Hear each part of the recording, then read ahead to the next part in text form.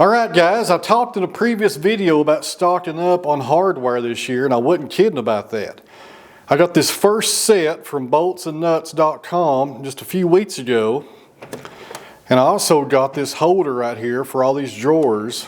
And today in the mail I got these 3 additional units. So we got grade 8 here on the bottom, coarse, grade 8 fine. Then right here above it we have metric 10.9, which is equivalent to grade 8. And for you guys that hate metric, the reason I got metric was because I have a lot of machines here and equipment and different tools in the wood shop that have metric bolts. So I need to have that on hand. And right above that we have standard grade 5. And for those of you that missed it, this is how this little system works. Of course, you pull out your drawer, open up the lid, open up the top, and right there you have the diagram showing all the different size bolts down here below. And the good thing about boltsandnuts.com, and this is the reason I went with this system, you got this QR code right here. So when you run out of a certain size, you just scan that code, order more of them, and you don't have to leave the house. Really good system. And this is not sponsored, by the way. Need to grab a filter or two and some oil.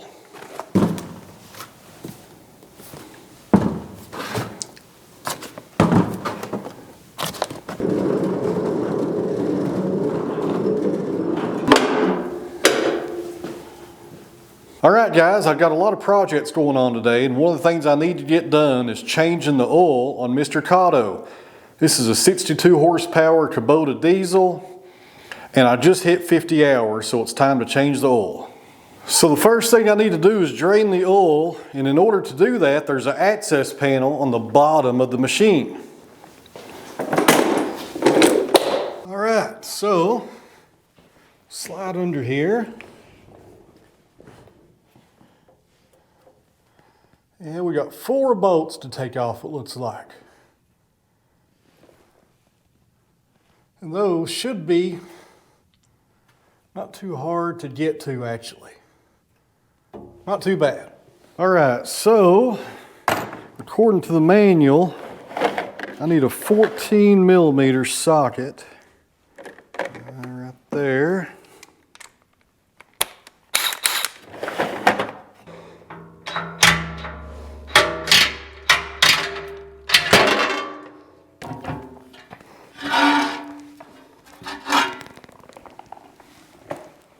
Alright, so that wasn't too bad. Now we'll get the oil drain pan and I'll figure out what size this drain plug is. Be right with you. So according to the manual, I need a 7/8 wrench. That's too big for that drain plug. 7/8. So this right here, friends, is my first time using this. This is a drain pan that I got off Amazon. It holds 17 gallons. It also has a little pump on the other side to get the oil out of it. And the reason I bought this was 2 reasons. Number one, I needed one. My other one got smashed. I kind of drove over it with a tractor the other day. So the second reason is all my heavy machinery here at the sawmill has a lot of hydraulic oil in it. And when you change that out, if you don't have a pan that will hold more than 10 gallons, you got to switch them out while you're draining the oil, and it makes a mess. So that's the main reason I got this, because of the high capacity. The biggest tractor I have, the 754, holds about 15 gallons of hydraulic oil. And I'm not sure about this because they're not doing it today, but Mr. Cotto probably has at least 10 to 15 gallons in him as well. And when I hit the 100-hour service, I think it's a 100-hour service, maybe it's 150 hour. I have to look at the manual. I'm sure it will call for a hydraulic change on the oil in that machine, and this will be handy when that day comes. Whenever I change oil in something, I like to leave the drain open for a couple of hours. And some of you guys may say that's a waste of time, and it may be, I don't know, but that's the way I've always done it. I like to leave it open for at least an hour or two and make sure all the oil drains out of the system.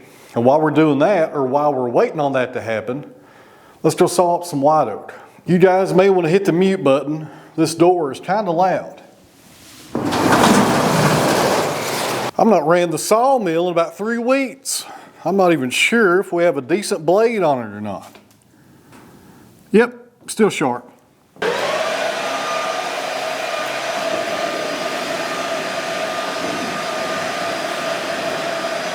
So before we put this white oak on the mill, and this is going to be a good log, friends, my goodness, this will be a nice one right here. We're going to quarter saw it. I'm really excited about it.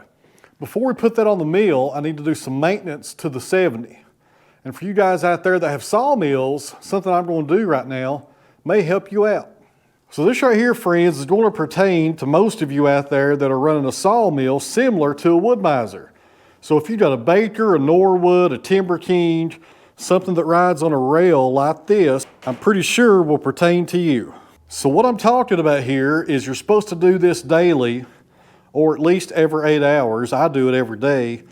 Put ATF fluid, automatic transmission fluid, on this rail right here. And you guys see me do it all the time.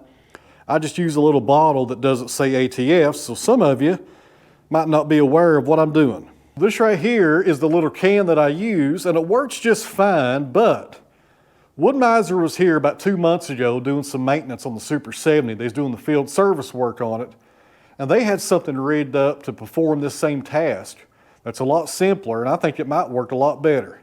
Let me show you. So instead of using that little squirt bottle and having some of it go straight to the ground and have some waste, Wood-Mizer had one of these, an official cheese ball container right there.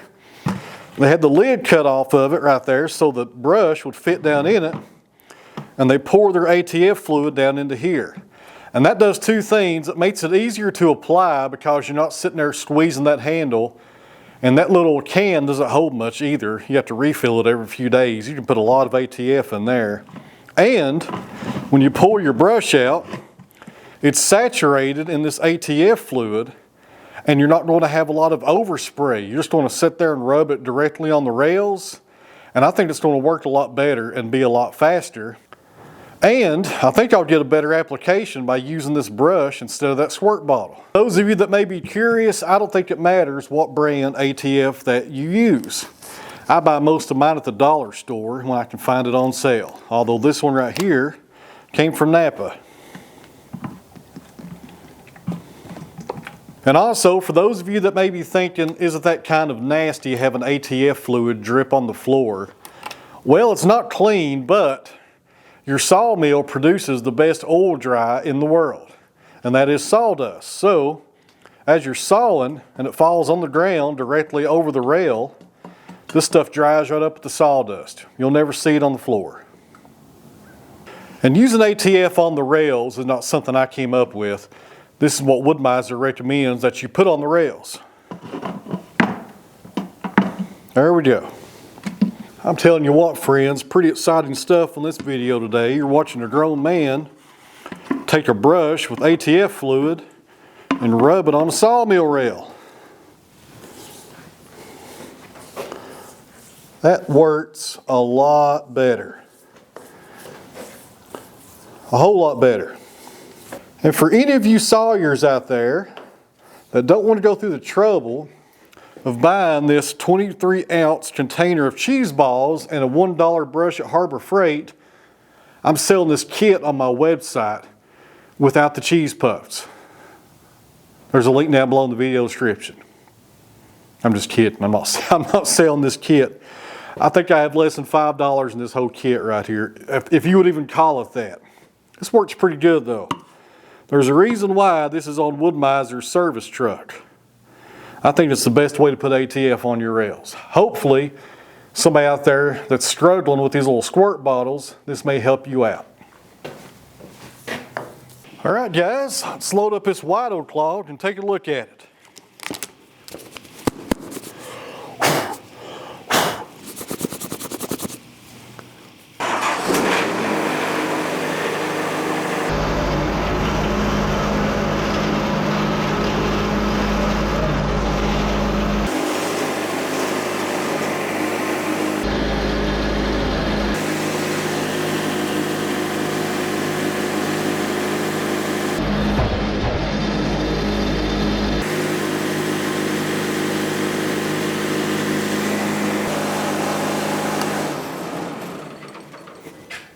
All right, guys, like I was saying earlier, this is a white oak. It's a customer log. He requested that I quarter saw it, and it does have some taper. Now, let's take a few measurements here before I tell you guys my strategy on how we're going to saw this up. So when you measure up from the bottom, the pith, which is the direct center of the tree, if you're new to this channel, is right at around 13 inches from the bottom. 13 inches. And this is the large end on the operator's side. Let's take a look at the other end. This is the small end, and this log is a 10-footer for those that are curious. Measuring up from the bottom down here, the pith is about 10 inches. So we got about 3 inches of taper in this log. And if you're curious about this stuff right here, that's a little piece of plastic. This log came from a commercial log yard that marks their timber with these little barcodes, and they leave that on the log, and you can saw right through that and it doesn't hurt anything. The reason you can't see the barcode is because it must have popped off whenever I grabbed this with the track loader the other day. But that's what that is. Whenever you see that on a log, it means somebody's probably already bought that log and it's in their system as far as inventory goes. Since we have 3 inches of taper, I'm going to use my toe board on the far end to raise up this end of the log, and I'll use my laser to line that up. That's one good thing about having a laser on your sawmill. It is very handy for quarter sawing and getting your pith level. So I'll use the toe board, we'll raise it up, I'll look down the laser to see how straight it is, and I'll try to get that pith the same height on both ends. So the first cut that I take will be directly above that pith, and we'll discard half that log, and then we'll drop down 5/4. That's what he's wanting out of these boards, 1 1/4 inches on the thickness, and we'll make our first cut right down through the pith. Now that board will be edged at the very end and get rid of the pith and discard it. So that way we got a pretty decently straight log that's following the contour of the bark. The grain is nice and straight and the pith is gone. Now ideally, when you think about a log you want a quarter saw, you want a gun barrel. You want that thing straight, with 0 knots, 0 defects, and 0 taper. That's your best log for quarter sawing. Even though we do have some taper in this log, we'll still get some very nice quarter saw boards. And we should have a lot of medullary rays showing up today as well. Like I was saying earlier, this is a customer log. He's going to take these boards home with him, green, and dry them at his place, so we're not going to kill and dry these. And he's got a special project in mind for these boards. I wish he'd have sold me this log, to be honest with you. When he sent me a picture of this thing, I said, how much? And he wanted it sawed. So it is what it is. White oak, guys, right now in Northeast Tennessee is still king of the mountain. It's very expensive. It's a very expensive log right now to buy for a small sawmill like myself. And the main reason being, the market for white oak has really gotten increased, or the prices have gotten increased due to the whiskey stave market. And what I mean by that, if you're not familiar with it, white oak is used to make whiskey barrels, and the stave business in Kentucky and Ohio and even in Tennessee right now is through the roof. And they'll buy all the white oak they can get their hands on. I've seen some white oak go for as much as $4 a board foot, guys. That's a lot of money for white oak. I can remember the day when I first started sawing.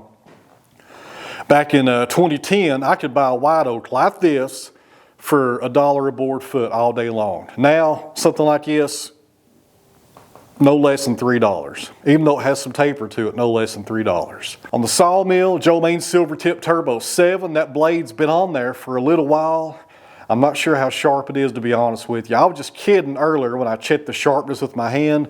That's not how you check sharpness of a blade on a sawmill, in my opinion. You listen to it run, and that's how I can tell if it's dull or not. So when I make my first cut, I'll know pretty fast if it's dull. But if you want those blades, give Joe Maine a phone call. His cell phone number is in the video description.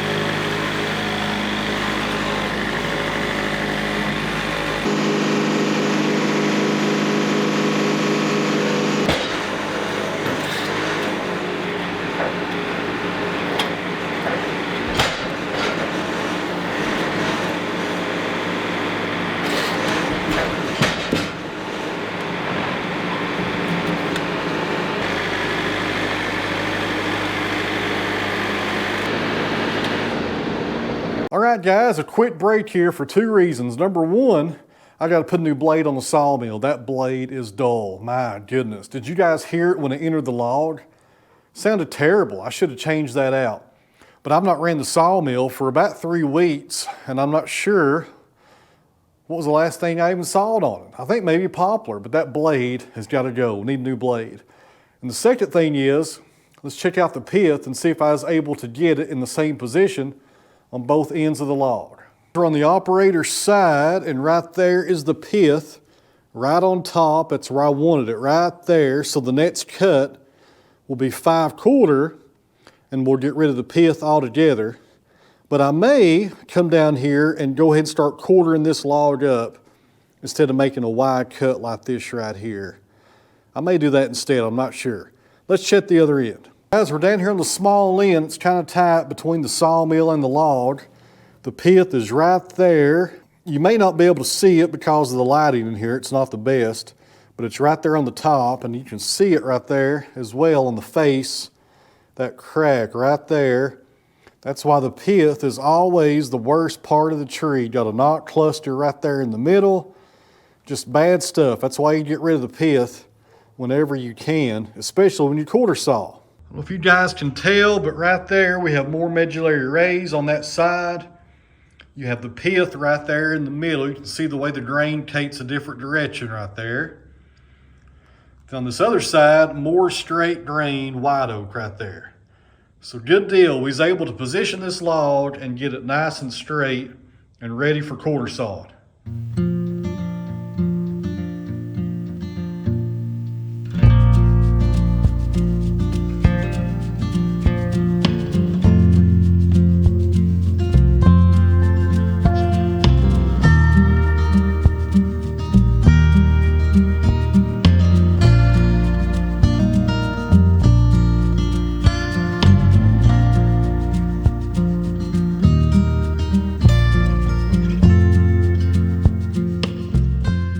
We got a fresh blade on the sawmill, and I failed to mention the way that I quarter saw is called the reverse roll method, and my buddy Robert Milton down in Alabama came up with that a few years ago.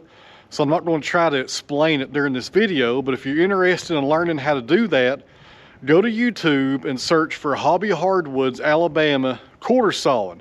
He's got a really good video over there where he goes over all the details of reverse roll quarter sawing.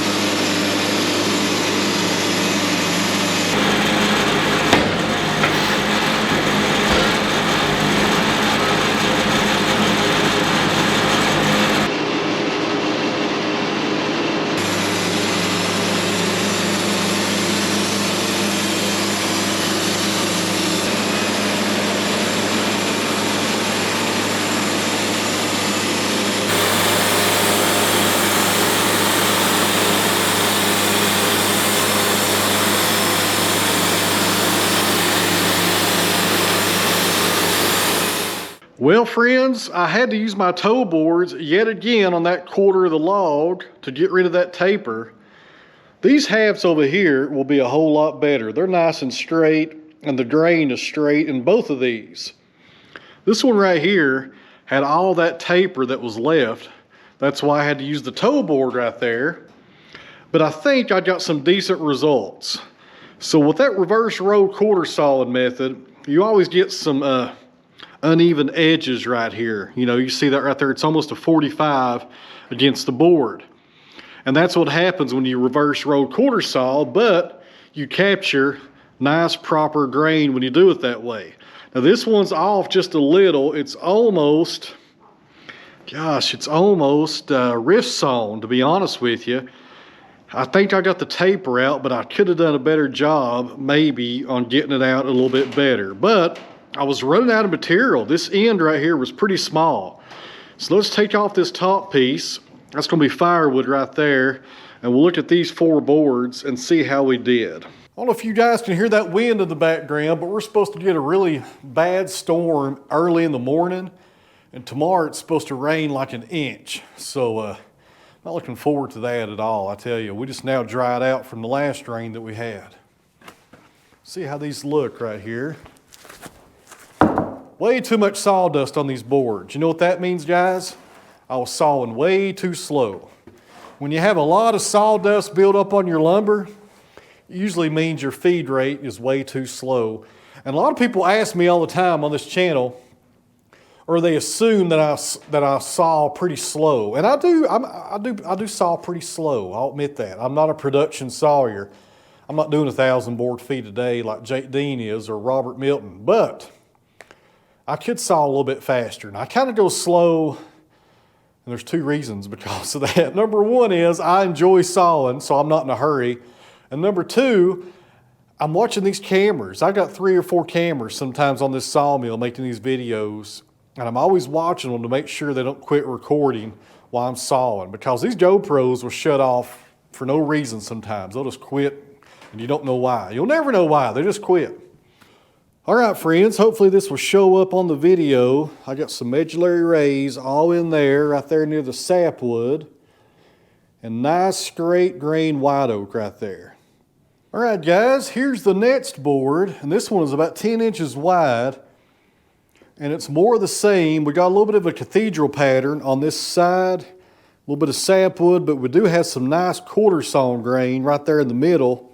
But I'll tell you what we're gonna do, friends. We're gonna throw some water on this board because I can see those medullary rays, but I'm not sure if you guys can see them on the video. Well, this is gonna be a first. The bucket that I usually use for this is gone. I bet the wind probably took it away. So we're using the Burger King cup. I guess today we can have it our way. See what I did there? Have it your way, the commercial. I'll be here all night, guys. I'll be here all night. We'll throw some water on this end of the board. Now it does have the pith on the inside corner right there, but the rest of it is nothing but quarter sawn, friends, and I can see the rays right now without even throwing the water on it.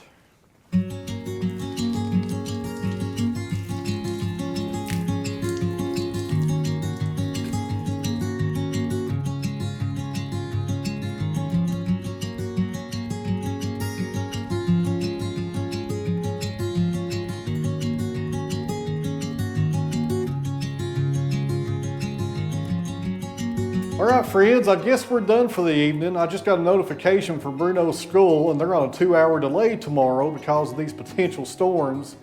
And it looks like, judging by my weather app, it might get pretty nasty tomorrow. So I need to head down to the house and make sure everything's tied down. But we will finish this up probably the day after tomorrow. Yeah, it's supposed to rain all day tomorrow. So the day after tomorrow, we'll come up here and we'll try to finish up this white oak log and finish up the oil change on Mr. Cotto right there. That'll give him 2 more days to drain the oil out. I'm just kidding about that. I went ahead and put the drain plug back in. So we'll see you guys here in a few days, and hopefully these storms won't be too bad. Thanks for watching.